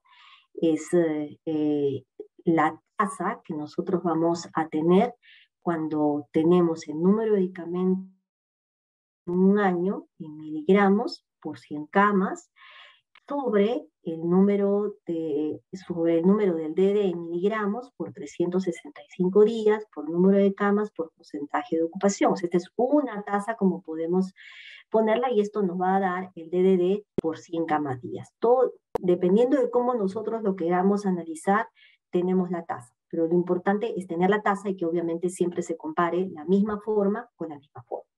Entonces acá, por ejemplo, para mostrarles cómo se ven las cosas, la misma cantidad, el mismo consumo en la misma institución, pero puestos en gramos administrados. Por ejemplo, acá tenemos por gramos administrados 1000 gramos administrados en IPENE y tenemos 600 gramos de ciprofloxacina administrados. Según como lo vemos acá, realmente parecería que tenemos un mayor uso de imipenem que de ciprofloxacina. Pero cuando ponemos esta misma información en la tasa y utilizando el DDD, podemos ver que realmente fue ciprofloxacina quien tuvo un consumo basado en esta tasa mayor que el de imipenem, para que vean realmente cómo la tasa y utilizando el promedio de dosis diaria definida para la dosis que uno espera en esa medicación, realmente es diferente a simplemente medir el número de gramos de una droga. Aplicaciones, primero que me permite hacer comparaciones de un periodo a otro, ya sea dentro de mi país o sin que los resultados vayan a ser afectados por los cambios de los precios o de las presentaciones, porque voy a estar utilizando siempre la misma unidad. Y además permite hacer comparaciones internacionales, igualmente sin que los resultados se vean afectados por las variaciones de precios, ¿no? Entonces, me va a permitir comparar el consumo que contribuye a mejorar la política de uso de medicamentos en una institución, evaluar si mi estrategia de vigilancia de uso de antibióticos está funcionando o no. Es decir, si yo tengo un valor inicial y estoy aplicando una estrategia, debería tener un cambio. Y por último, además me va a servir junto con la susceptibilidad antimicrobiana, el consumo y el gasto como un indicador indirecto, que luego lo vamos a ver en algunas tablas, que nos va a ser de mucha utilidad. ¿Y para qué medir y comparar el uso de antibióticos? Pues para favorecer el uso, evitar el desarrollo de resistencia, prevenir y controlar las infecciones nosocomiales y controlar y vigilar el gasto también. Entonces, una de las cosas, por ejemplo, que podemos ver aquí es ver cómo el uso, acá tenemos el DDD en tasa, y acá podemos ver realmente la incidencia y la densidad en relación a la resistencia. Entonces podemos ver que cuanto más usamos determinado antibiótico, también la resistencia a determinado antibiótico va a ser mayor. ¿Okay? Entonces es una de las formas como me va a permitir analizar la información. Acá tenemos otro, y esta es una publicación local en donde se vio cómo realmente se puede utilizar las tasas del DDD versus realmente la resistencia y como respuesta a una intervención. Esta es otra forma de ver el DDD y está utilizando una herramienta tan simple como un Excel, en donde podemos ver que a través del tiempo, acá pueden ver los colores y vamos a ver, por ejemplo, acá, ciprofloxacina que es el marrón. Podemos ver acá que en enero del 2019, imagínense, tenemos un DDD como de 32, hay toda una variación a través del tiempo del 2019, vuelve a repuntar para marzo del 20 y cae gracias aquí a intervenciones que se pudieron dar en relación a quinolonas en una determinada institución. Pero también veamos cómo se encuentra la ceftriaxona, que es en naranjita, y vemos que aquí se encuentra como en 6, como en 7. En marzo, que además coincide con el inicio de la pandemia, se dispara el uso de ceftriaxona, cae un poco y de nuevo vuelve a subir. Y esos cuadros, pero vistos en números, este es el DDD definido por OMS para el año 2020, que realmente no han cambiado entre el 2020 y 2020 para lo que son antibióticos, pero podemos ver, por ejemplo, que el DDD de ceftriaxona para diciembre del 19 era de 6 en la institución que estamos mencionando. En junio del 2020, que estamos hablando prácticamente en el pico de la primera ola de la pandemia, en diciembre de 9.8, en enero de 18.5, luego acá nuevamente una intervención y se logra bajar a 9.4. Y así podemos analizar todos los DDD y esto nos permite tener una fotografía, pero también nos permite hacer un seguimiento longitudinal de cómo se está comportando la prescripción en mi institución. Y visto, este es un estudio que también nos muestra cómo puedo yo correlacionar mis porcentajes de resistencia versus el consumo visto por el DDD. Y por ejemplo, lo que acá se veía era que aparecía la resistencia a piptazo en las enterobacteriáceas en este hospital universitario en República Checa en relación al mayor uso de piperacina tazobactam. O por ejemplo acá, que este es otro estudio, en donde también se puede ver cómo el mayor uso de carbapenémicos del grupo 2 pudo aumentar la resistencia a Pseudomonas aeruginosa, y nuevamente vemos acá la proporción de aislados resistentes y con sensibilidad intermedia versus el uso de carbapenémicos en la tasa mencionada, y nuevamente hay una relación. Entonces, y eso es un tema relacionado a presión selectiva. Este es una publicación de una intervención que se pudo hacer en los tres hospitales de salud, y nuevamente se pudo ver realmente cómo la distribución microbiológica podía realmente tener una relación con el uso de las drogas que en ese momento tuviéramos. ¿Qué otras herramientas tenemos para el consumo de antibióticos?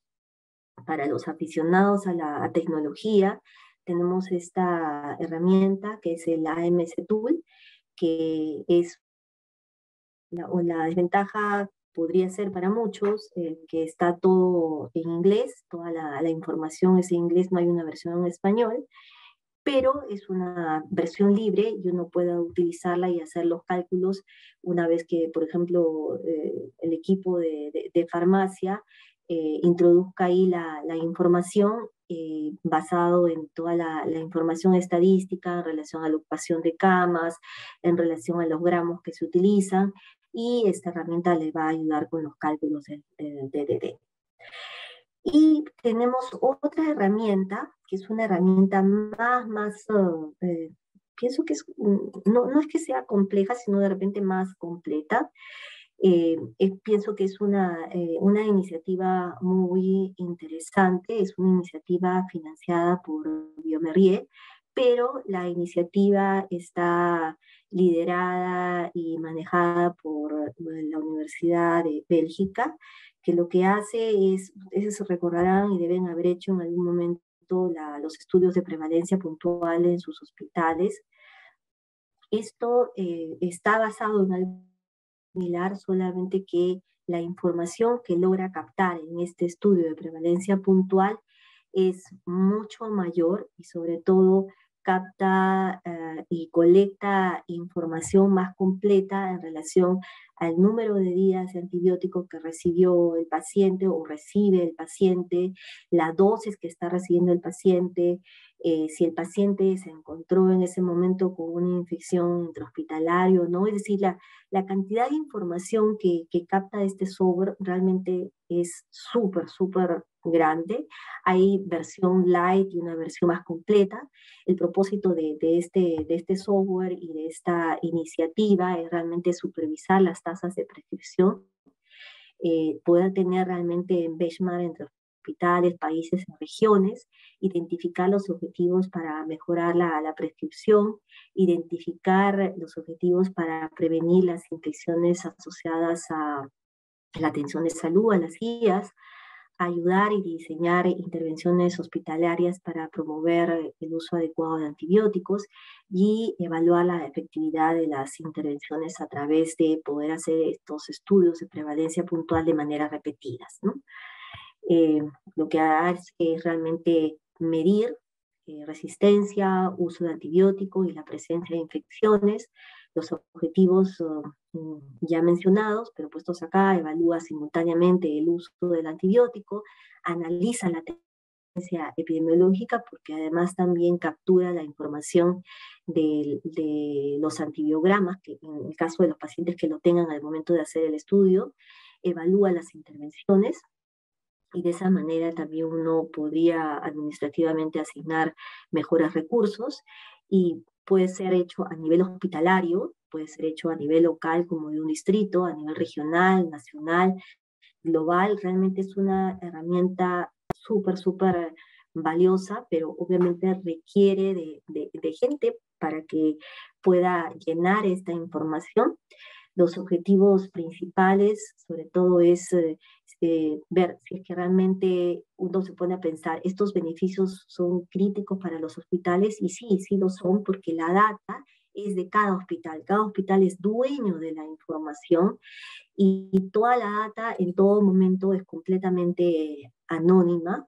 No hay forma de que alguien que pone la información acá en Perú o en Chile, pues la información, a menos que uno quiera compartirla, otro país u otra institución pueda acceder a esta información, ya que todo está, además de codificado, todo está, la forma de llegar a ello está a través de las claves que se asignan.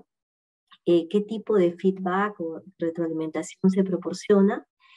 Una de las cosas interesantes es que una vez que uno termina de poner la información en el software, inmediatamente puede tener la retroalimentación del software en relación a los resultados, ya sea por el tema de resistencia o ya sea en relación al tema de IAS, porque como les menciono, la información que intenta capturar este software es muy completa.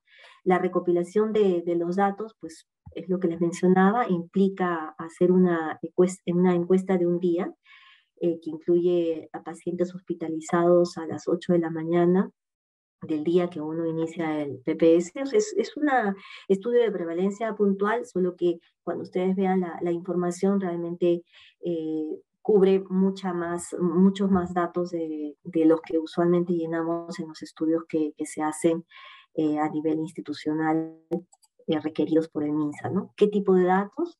Dependiendo de si es la encuesta light o es la encuesta completa, pero sobre todo información esencial que va a recopilar datos demográficos del paciente, jamás los nombres, las drogas que el paciente está recibiendo en ese momento. Obviamente las variables obligatorias van a estar relacionadas al sitio anatómico de la infección o profilaxis, si es que el paciente lo ha recibido. Hay un módulo opcional que incluye el tema de IAS, y la información en común son el número de admisiones y el número de camas en cada departamento, ¿no? A nivel hospitalario, lo que incluye el software y lo que pide que realmente uno pueda afiliarse a esta iniciativa, es que la institución tiene que crear un equipo multidisciplinario, tiene que asignar un administrador local para que pueda participar aquí, tiene que haber una aprobación por el Comité de Ética de la institución, una garantía de la privacidad de los datos, es una de las cosas que brinda la iniciativa.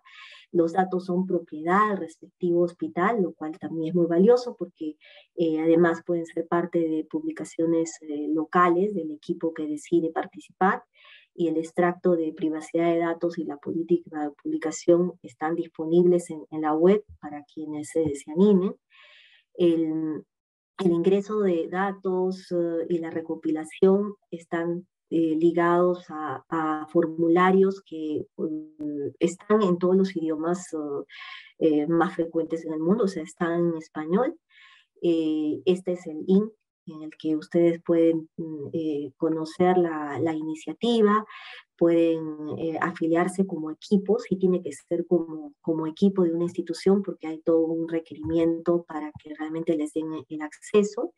Y como les mencionaba, hay una versión light, que es un formato paciente, y una versión full, que tiene no solamente el formato paciente, sino que hay calificadores para el tema de IAS a nivel paciente. Esta es simplemente la categorización de las salas detalladas y predefinidas, todo está codificado, pero uno lo que hace es justamente, una vez que establece y obviamente que el equipo que va a participar esté entrenado, pues llena esto en el software y va teniendo la información, ¿no? Esta es la recopilación de datos que va a ir en el denominador. El numerador requiere de criterios de inclusión que van a ser desde la definición del agente antimicrobiano, qué y cuándo incluir, lo que les mencioné, el momento en el que uno inicia la vigilancia, los antimicrobianos bajo vigilancia, todos van a estar codificados y se sigue la codificación de ATS para todas las drogas. Y los antimicrobianos para uso tópico van a estar excluidos, no se incluye, no se captura la información. Los criterios de exclusión, sobre todo a los que van a aplicar al numerador y denominador, por ejemplo, aquellas instituciones que tienen hospitalizaciones de día y pacientes ambulatorios, esa información no entra. Los pacientes que están fuera del rango que se tiene previsto para incluir en la encuesta, y obviamente esos pacientes no se van a contar ni en el numerador ni en el denominador, ¿no? La data esencial para colectar va a ser a nivel paciente o a nivel de la prescripción de antimicrobianos.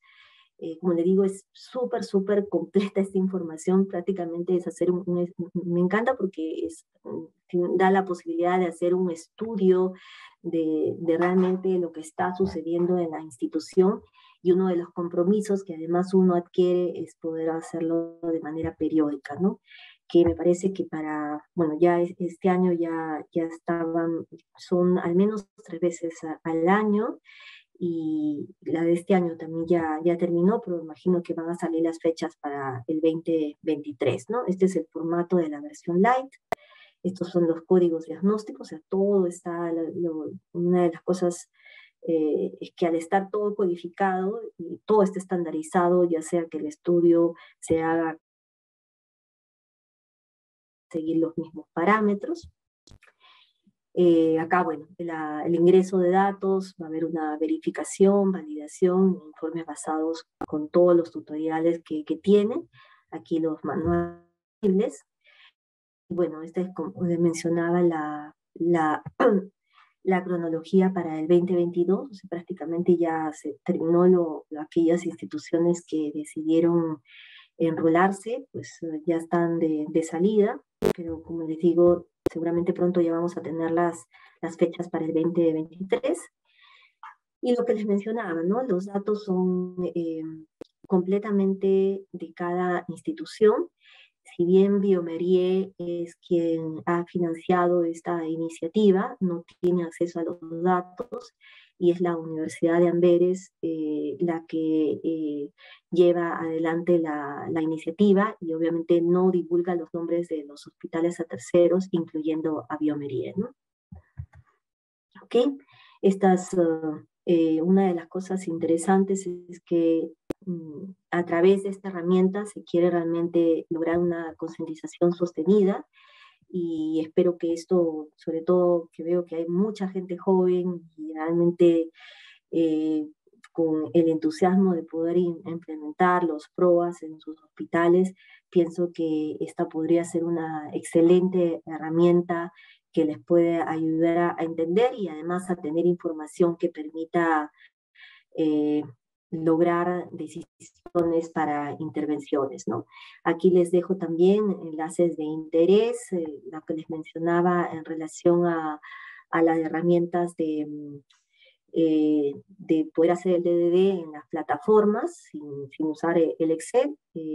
Además ahora, y el otro día la doctora Coralí les compartió el link del curso que Digemit hizo para el cálculo del DDD, que me parece muy lindo y muy sencillo también de enrolarse y de que realmente los equipos de, de los profesionales químico-farmacéuticos realmente asuman el liderazgo y el rol que les toca en esta parte del PRO y del uso racional.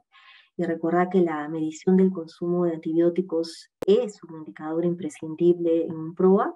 La selección de los indicadores en los PROA son los pilares para medirlo. Uno tiene que usar herramientas que faciliten la medición, si no, no vamos a saber por qué camino vamos. Y sin medición, recordar que no es posible ver si hemos logrado cambios. ¿Ok? Así que, bueno, he tratado de hacerlo lo más corto posible porque creo que una de las riquezas está en que podamos discutir la información. Así que, pues, eh, estoy abierta para las preguntas y para lo que podamos conversar.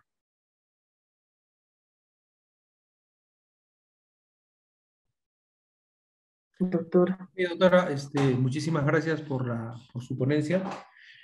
Como usted menciona, es un tema bastante amplio, es un tema bastante interesante. A muchos de nosotros nos apasiona este tema, pero yo pienso que el mensaje que usted deja a nuestros participantes es que debemos de tomar conciencia y debemos de empezar a trabajar con las herramientas que usted nos ha dejado tips, nos ha dejado experiencias, nos ha dejado cosas para poder empezar a hacer un mapa microbiológico de la mejor manera, de una manera que pueda servirnos. Luego nos deja páginas, links para nosotros poder seguir incursionando en esto. Yo pienso que lo primero que tendríamos que analizar todos nosotros es la norma técnica salió más o menos hace unos meses, en julio, si mal no recuerdo, de a partir de esa fecha cuánto se ha implementado en nuestros hospitales, qué porcentaje se ha implementado, y de ese porcentaje que se ha implementado, cuántos realmente estamos trabajando en eso, ¿no? Entonces tendríamos que partir por eso. A veces nos gusta el tema y nos queremos ir ya a la parte final, pero pienso que debemos de trabajar con buena base desde el principio, desde tener un buen equipo organizado, conseguir el apoyo de las instituciones y empezar a trabajar y a empezar a escalar pasito a pasito. Como siempre he dicho, primero empezamos a gatear, luego caminamos y después corremos. A veces queremos correr y tenemos muchas frustraciones en el camino. ¿Es un proceso largo? Sí, pero la idea es ir dejando escuela como ustedes lo están haciendo. La idea es que los alumnos, los internos, residentes, los otros especialistas, los mismos colegas se interesen y que esto se convierta en el quehacer cotidiano, en ver si realmente lo que estoy haciendo está bien o no está bien. Yo estoy seguro que si nosotros nos ponemos a analizar qué es lo que está ocurriendo en nuestros hospitales, inclusive hay muchas veces, y lo he visto en varios lugares, que se deja muchos antibióticos con el famoso eslogan, por si acaso, es que se va a hospitalizar, hay que prevenir, es como profilaxis, no tenemos los conceptos claros y eso es pues una de las consecuencias de los inicios de las resistencias a los antibióticos. Yo le agradezco infinitamente por esto.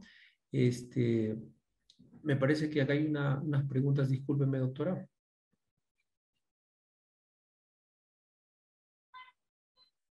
Ok, aquí me escriben, una vez que obtenga el numerado y el numerador y el denominador, ¿dónde puede encontrar datos de otros hospitales para comparar?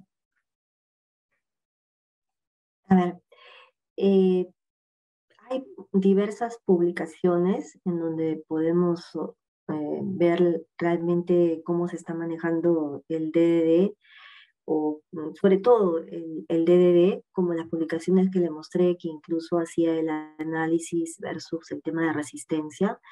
Ahora, en el caso de, por ejemplo, en el caso del PPS, si uno ya es parte del grupo, al tener, porque prácticamente es un network en el que uno ingresa como institución, podría saber cómo están siendo las intervenciones y los resultados de impacto en otras instituciones, ya sea que haya instituciones que se hubiesen afiliado localmente o a nivel de otros países, pero considero que la primera comparación que uno tendría que hacer es con uno mismo, ¿ok? Si bien, como les digo, la comparación, al tener una unidad que está internacionalmente estandarizada, me va a permitir compararme con otros hospitales, la primera comparación que debo tener es conmigo mismo, ¿no? Y lo que les mostraba yo ahí, ¿no? O sea, yo debo tener una comparación, se está comportando mi prescripción en enero, cómo está mi resistencia en ese trimestre, y qué intervención he hecho, porque el tema del DDD es importante, pero es importante en el contexto de que me va a servir con otras herramientas, ¿no? O sea, si yo, por ejemplo, en un PROA solamente implemento el DDD y no tengo un seguimiento de la resistencia, no tengo un mapa microbiológico que haya corregido todos los problemas deficientes en el proceso, no tengo nada, es solamente un DDD. Entonces, para que realmente cobre la importancia que se requiere en un PROA, tenemos que analizarla en el contexto, ¿ok? Entonces, ¿qué espero yo, por ejemplo? O sea, si he empezado a hacer mi DDD y el PROA ha definido que dentro de la institución no se van a utilizar quinolonas porque las quinolonas intrahospitalarias van a generar el mayor impacto colateral, entonces, ¿qué es lo que yo debería ver si he dado esa directiva y si mi PROA no me aprueba quinolonas? Y es lo que les mostré en el seguimiento del DDD. O sea, yo debería ver que en mi siguiente trimestre el consumo y la prescripción de quinolonas bajó. Y entonces lo siguiente que debería ver es, ok, entonces si bajó mi prescripción, ¿cómo está siendo mi comportamiento ecológico? Entonces, el análisis tiene que ser realmente en conjunto. No puedo analizar el indicador solo. Y obviamente, cuando ya yo haya establecido como institución localmente mi DDD, recién ahí me voy a poder comparar. Ahora, había un comentario, Doc, que se me ha ido en el chat, no sé si eh, se me ha... ah, bueno, lo que estaba comentando el doctor, bueno, vi el comentario, ok, acá. Acá una de las cosas que me parece súper valiosa, porque además creo que es no sé si está el doctor Renzo Vargas en la reunión, pero acá menciona que si es posible hacer un mapa microbiológico con discos de susceptibilidad. Y la respuesta es sí, ¿ok? Y yo pienso que el mejor ejemplo de uno de los esfuerzos valiosísimos desde mi punto de vista es lo que el doctor Renzo Vargas con su equipo logró en Cusco, ¿no? Eh, Ellos lograron hacer realmente y establecer la ecología de los hospitales que tenían trabajando con ellos y no tenían, lamentablemente no tenían equipos automatizados y se dieron el trabajo de justamente colectar la información desde la epidemiología, desde la microbiología reportada manualmente. Entonces, obviamente no me va a dar un MIC, un SIM, ¿no? Pero sí me va a dar el comportamiento fenotípico de resistencia o de susceptibilidad, ¿no? Entonces, sí, sí es posible. Entonces, yo pienso que como tú dices, doctor, tenemos que empezar con lo que tenemos, pero siempre buscando realmente la estandarización de lo que hacemos. Es decir, lo que hagamos hagamos el mejor esfuerzo para que esté bien hecho. Ok, doctora. Hay una pregunta del doctor Candela. Dice, en pediatría, medir consumo de determinado antibiótico como DD por enfermedad infecciosa determinada. Ejemplo, ceftriaxona en pielonefritis aguda por E. coli ble negativo. Ya. A ver, justamente una de las cosas que mencioné es el DDD no me sirve para los pediátricos, ¿ok? No me sirve. Entonces, para el tema de pediatría, tienen otro tipo de unidades que se deben valorar, que van a estar ligadas realmente a la dosis de terapia, que por ejemplo como puede ser con el DOT. Eh, no estoy familiarizada con el tema pediátrico, ¿ok? Es más, eh, una de las cosas, más por un tema también de lograr el objetivo, es que usualmente, obviamente con la excepción de los hospitales pediátricos, el resto de hospitales, pediatría es un servicio y el resto es adultos, ¿ok? Entonces, en el caso de la implementación de este tipo de indicadores, al ser realmente una situación diferenciada el tema pediátrico, entonces, desde mi punto de vista, yo pienso que eso debe valorarse de manera individual, porque en los hospitales en general no va a ser la mayoría, va a ser un sector individualizado. Entonces, para el tema de los hospitales pediátricos, obviamente sí hay que ver cuál es la mejor herramienta, cuál va a ser el mejor indicador para ese hospital, dependiendo de lo que se esté buscando, ¿no? Ok, doctora.